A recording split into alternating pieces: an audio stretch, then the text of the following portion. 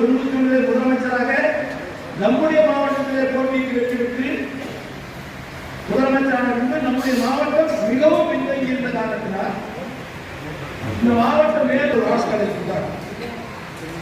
அடுத்தது மருத்துவ ஒரு ஆர்ட்ஸ் காலேஜ் கொடுத்தாங்க. அடுத்தது மூத்தகல்ல ஒரு பாலிடெக்னிக் காலேஜ் கொடுத்தாங்க. கிளம்பரத்தில் ஒரு பாலிடெக்னிக் காலேஜ் கொடுத்தாங்க. ஓசூர்ல அரசு கலைக்கல்லூரி கொடுத்தாங்க. பாருங்க எவ்வளவு கல்லூரிகள் கொடுத்தாங்க. இது முழுசுமே இன்னைக்கு கல்லூரிகள் இருக்கிற எல்லாமே புரட்சி தலைவர் மாவட்டம் கொடுத்தாங்க. அதுல ஒரு கல்லூரி கிருஷ்ணகிரி மாவட்டத்துக்கு கொடுத்தாங்க. இந்த கருணாநிதி ஆட்சி காலத்தில் ஒரு கல்லூரி வரல, ஸ்டாலின் ஆட்சி காலத்தில் ஒரு கல்லூரி வரல, நம்முடைய ஆட்சி காலத்தில் தான் எவ்வளவு வந்திருக்கு. ஏன் குறிப்பிடுகிறேன் என்று சொன்னால், இந்த தீய சக்தி என்று சொன்னதை கருணாநிதி இன்னைக்கு புதுசா ஒரு கட்சி ஆரம்பிச்சிருக்காரு. ஒருத்தர் அவர் மேடையில் என்ன பேசுறான்னு தெரியவில்லை, சண்டை பிடிக்கிற மாதிரியே பேசுறான். ஒரு மக்களை அவங்க கிட்ட தன்னுடைய எண்ணத்தை தெரிவிக்கிறதுக்கு சண்டையை பிடிக்க முடியும்.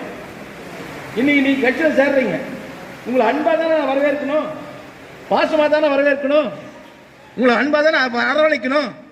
உங்ககிட்ட சண்டை பிடிக்கிற மாதிரி பேசுறேன், என்ன இந்த ஆள் இப்படி பேசுறான் அப்படின்னு தான் நினைப்பீங்க. அது மாதிரி தான் ஒரு ஆள் பேசிட்டு இருக்கிறான்.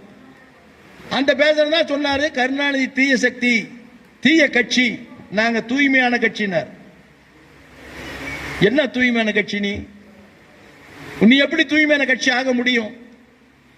நீ எப்ப தூய்மையான கட்சின்னு சொன்னா, நீ உன்ன ஆட்சிக்கு வரல, உன்னுடைய நடவடிக்கை என்னன்னு தெரியாது. நீ ஆட்சிக்கு வந்த பின்னாடி உன்னை எப்படிப்பட்ட திட்டங்கள் கொண்டு வரன்னு தெரியாது. அந்த திட்டம் கொண்டு வந்த பின்னாடி எவ்வளவு ஒழுக்கமா அந்த திட்டத்தை நிறைவேற்றுறன்னு சொல்ல முடியாது. ரெண்டாவது, உன்னுடைய கட்சியிலேயே நீ ஆரம்பிக்கும் போது உன்னுடைய ரசிகரோடு ஆரம்பிச்ச, அந்த ரசிகரோடு ஆரம்பிச்சா ஒரு தனித்தன்மை உள்ள கட்சின்னு சொல்லலாம். இன்னைக்கு பல்வேறு கட்சியிலிருந்து உன்னோட வந்திருக்காங்க. அப்படி வந்தவங்க யார் தெரியுமா? சந்தர்ப்பவாதிகள். எங்க இடம் கிடைக்கும், எங்க வாய்ப்பு கிடைக்கும், எங்க வசதியான தலைமை பொறுப்பு கிடைக்கும், அங்க கிடைச்சா எங்க அடுத்த தேர்தல் நாம ஒரு பதவிக்கு வரலாம் அப்படின்னு நினைக்கிறவங்க தான் உன்னோட சேர்ந்திருக்காங்க. உங்க கொள்கை பரப்புச்ச எல்லாம் யாரு? லாட்டரி டிக்கெட் விற்கிறவன், இந்தியா முழுசும் லாட்டரி டிக்கெட் விற்கிறவன்.